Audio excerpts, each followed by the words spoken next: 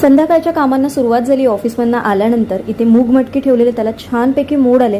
हे T light holder आहेत जे मी वर्षभरासाठी एकत्रच ठेवून घेते, स्टोअर करून. ते संपलेले ते ठेवून घेते. आणि आज येताना ना भरपूरशी फळं आणि थोड्याशा भाज्या घेऊन आलेली, कारण उद्या माझा उपवास होता, गुरुवार होता.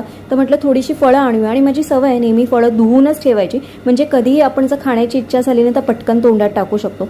साध्या आणि सोप्या भाज्या घेऊन आलेली, म्हणजे वीकडेजमध्ये मला साफ करायला त्याचं टेन्शन येत नाही. मटार आणलेले, मटरनं मी मिस्टरांना देणार आहे आणि ते मला पटकन असे सोलून देतात.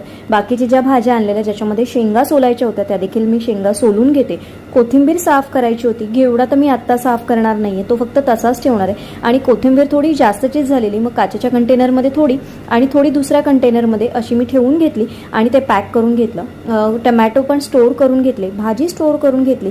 मटार देखील मी अशाच पद्धतीने स्टोअर करते. जर तुम्हाला बघायचे असेल तर आपल्या चॅनलवर ब्लॉग अपलोड केलेला आहे, नक्की जाऊन बघा तिथे.